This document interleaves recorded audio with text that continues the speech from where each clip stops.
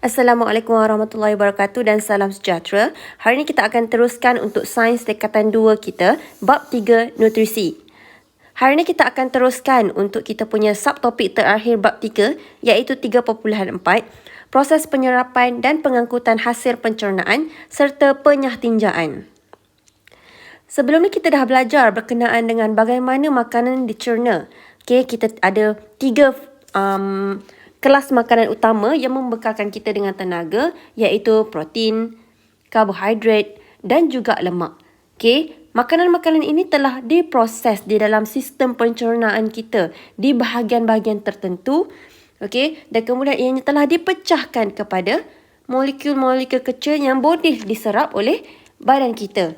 Tetapi bagaimanakah molekul-molekul kecil ini dan di manakah ianya diserap ke dalam badan-badan kita? Okey, jadi kita akan tengok berkenaan dengan hal ini di dalam topik 3.4. Sebelum itu, cuba kita perhatikan di dalam gambar ini. Okey, ianya adalah gambar sebuah sehelai tuala. Okey, jadi kalau awak perhatikan, awak hari-hari awak guna tuala.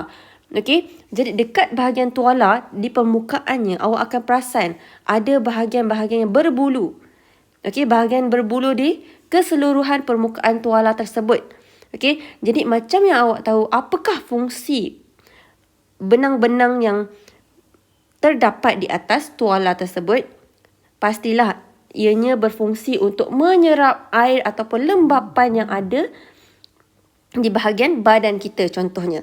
Okey, jadi kalau kita nampak dekat sini kan. Okey, dekat bahagian tuala ni, dia ada unjuran benang. Okey, di mana di permukaan tuala ni fungsinya adalah untuk meningkatkan luas permukaan untuk proses penyerapan air. Okey, contoh kita kat sini kita ada 2 jenis tuala. Tuala yang langsung tiada unjuran benang. Okey, tuala A. Kemudian kita ada tuala B. Saya suruh awak pergi kedai, awak beli satu jenis tuala yang boleh menyerap air. Lebih mudah untuk menyerap air. Okey, jadi untuk tuala B ni, permukaannya adalah seperti ini. Okey, untuk A, dia sangat licin. Jadi tuala yang mana yang akan anda pilih, yang anda akan rasa, yang akan menyerap air di badan anda? Okey, jadi sudah tentu kita akan pilih yang B. Sebab luas permukaan ataupun unjuran benang yang ada di atas permukaan tuala itu lebih banyak berbanding A. Jadi ianya akan menyerap lebih banyak air. Okey, berbanding A. Sama juga macam dinding usus kecil kita. Okey, kita kena ingat, setelah makanan-makanan kita diproses, okey, ianya akan menjadi molekul-molekul kecil dan kemudian di dalam usus kecil kita ianya akan diserap. Okey, sebelum tu kita akan faham struktur dalam usus kecil kita dahulu sebelum kita ke bahagian seterusnya. Okey, kita tengok dinding usus kecil kita dipenuhi dengan berjuta-juta unjuran halus yang kita panggil sebagai villus. Okey. Okey, jadi villus ni dekat bahagian dalam Okey, kalau potong awak punya usus kecil ni, kita akan nampak dekat bahagian dalam ni. Jadi ini adalah lumen.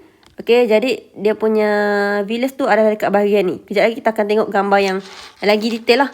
Okey. Jadi awak boleh nampak, ini adalah yang kita panggil sebagai villus.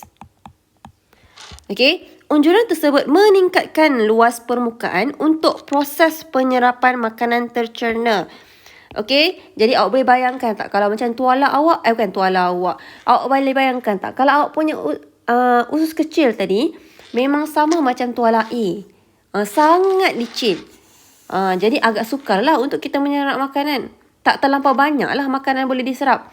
Berbanding sekiranya awak punya usus kecil adalah mempunyai seperti unjuran benang di dalam tuala B. Jadi kita gambar kat sini, unjuran benang tu adalah seperti villus. Okey, jadi villus ni sekiranya lagi banyak villus, dia akan menyerap lebih banyak makanan yang telah awak makan. Okey, molekul-molekul kecil yang telah awak pecahkan. Okey, sekarang kita zoom kepada kita punya villus. Okey, pada dinding usus kecil. Ini adalah yang saya lukis tadi. Okey, jadi kalau awak nampak dekat sini, okey, dekat bahagian ni, kita akan nampak dia punya ini adalah villus tadi. Okey, permukaan usus kecil berlipat-lipat untuk menambahkan luas permukaan. Ini awak kena highlight. menambah luas permukaan dan meningkatkan kadar penyerapan hasil pencernaan.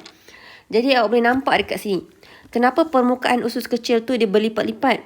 Yang pertama, untuk menambah luas permukaan dan meningkatkan kadar penyerapan hasil pencernaan.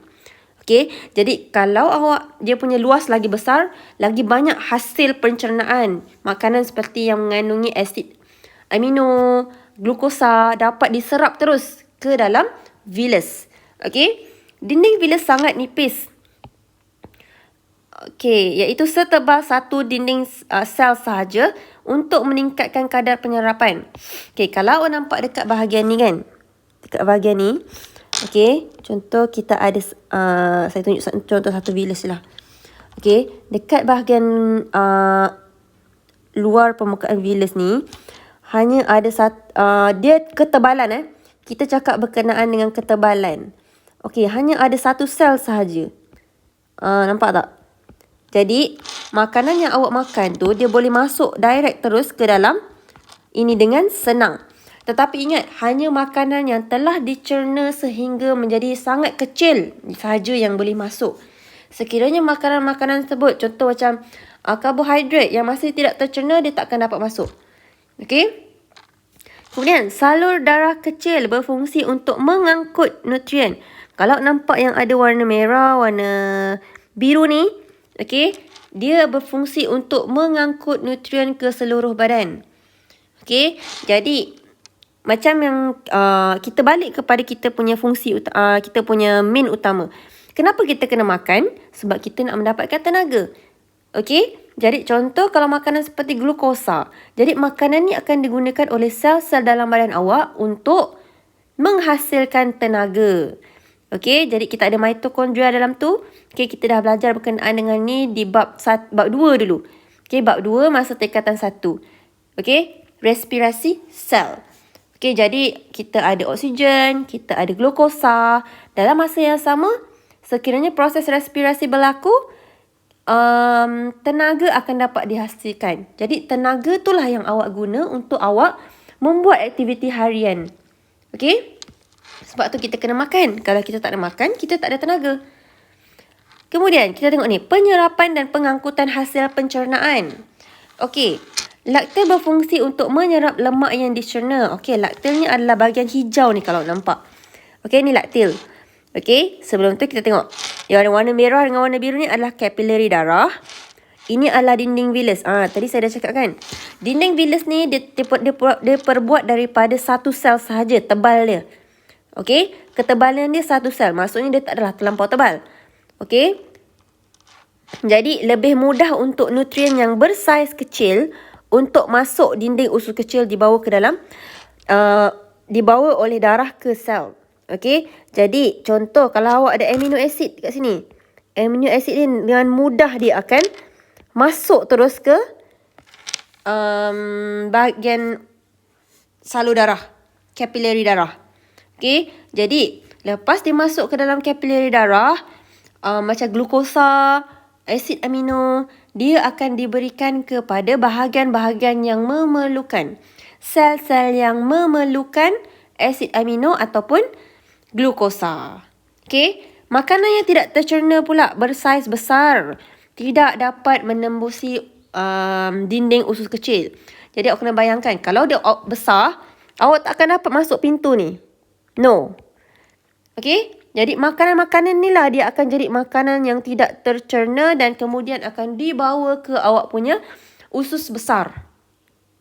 Okey? Nanti kita akan tengok apa jadi dekat usus besar. Okey, kemudian tadi kita ada laktil. Menyalurkan lemak ke sistem limfa yang kemudiannya disalurkan ke sistem peredaran darah. Okey, yang ini laktil. Ini adalah fungsi laktil. Dia akan menyerap lemak yang telah kita pecahkan tadi. Okey. Dan kemudian dia akan terus ke sistem limfa. Okey. Sekarang, kita tengok proses pengangkutan hasil pencernaan. Kita telah mencerna makanan-makanan kita tadi kan? Di mana kita ada karbohidrat. Karbohidrat telah dicerna untuk menjadi glukosa. Protein telah dicerna untuk menjadi asid amino. Kemudian kita ada juga lemak kita yang telah dicerna dengan menggunakan enzim lipase untuk menjadi glycerol dan asid lemak. Okey, jadi bahan-bahan ini kita ada 1, 2, 3 dan 4. Jadi bahan-bahan ini akan diserap oleh badan. Okey, jadi selepas itu dia akan diserap oleh villus tadi. Okey, ke dalam sel-sel badan. Maka molekul yang telah diserap ke dalam villus akan mengalami asimilasi. Asimilasi ni apa? Proses pengagihan hasil akhir pencernaan bagi kegunaan sel-sel badan kita. Jadi, bila dia dah serap dekat dalam villus, dekat dalam tu kita ada 4 benda ni kan. Jadi, dia akan disapkan. Dia akan dihantar kepada bahagian-bahagian yang memerlukan nutrien ni. Contoh kat sini, okey. Tengok ya. Glukosa digunakan untuk menghasilkan tenaga dalam proses respirasi. Okey, jadi glukosa tadi kita dah serap tadi kan dekat dalam salur darah. Jadi dia akan dihantar ke sel-sel yang memerlukan supaya dia dapat menghasilkan tenaga untuk manusia. Okey, asid amino pula digunakan untuk membentuk komponen sel. Okey, ingat asid amino ni berasas daripada protein. Jadi awak kena ingatlah. Protein, fungsi protein, kenapa kita kena makan protein? Dia lebih kepada untuk membaiki sel-sel mati, sel-sel dalam badan ataupun untuk pertumbuhan badan. Jadi, mestilah dia adalah berkaitan dengan sel. Kemudian asid lemak dan glycerol. Ini adalah daripada lemak yang awak makan. Bergabung untuk membentuk lemak yang berfungsi sebagai penebat haba dan pelindung organ dalaman. Okey, ketiga-tiga sistem. Kita boleh nampak ada beberapa sistem. Okey, kat sini yang pertama sistem pencernaan di mana makanan-makanan yang awak makan semua dipecahkan kepada molekul yang kecil supaya ianya dapat diserap ke villus dan kemudian ke sistem peredaran darah. Mengangkut molekul kecil dan ringkas ke sel-sel badan. Okey, kemudian benda yang kita telah pecahkan akan melalui proses asimilasi di mana ianya akan diagihkan. Contoh pembentukan sel-sel baharu tadi oleh asid amino. Okey, respirasi tadi daripada glukosa. Pengawalan suhu badan, glycerol dan juga asid lemak. Proses yang terakhir iaitu penyahtinjaan. Tadi kita dah belajar dekat dalam kita punya usus kecil, semua makanan-makanan yang kita makan akan diserap. Okey, makanan yang kita dah pecahkan kepada molekul-molekul kecil akan diserap dekat dalam usus kecil kita. Okey, jadi makanan yang tak tercerna, makanan yang tidak dipecahkan pula, apa akan jadi? Dekat dalam kita punya usus besar lah proses dia akan berlaku. Okey, di mana makanan yang tidak tercerna dan makanan yang tidak diserap ke dalam usus seperti serat, sisa rembesan salur pencernaan, contoh macam asid hidroklorik, sel-sel mati, air akan bergerak ke usus besar tadi dan kemudian semasa bergerak dekat dalam usus tu, air dan garam mineral akan diserap semula ke dalam darah. Jadi awak kena ingat, dekat dalam usus kecil kita, semua makanan yang kita makan daripada karbohidrat, protein, lemak akan diserap. Okey, makanan yang tak diserap, contoh macam air, garam mineral ni, dia akan pergi kepada usus besar. Dekat sinilah usus besar akan serap kedua-dua bahan ini. Okey, jadi dia akan hantarlah ke bahagian yang memerlukan.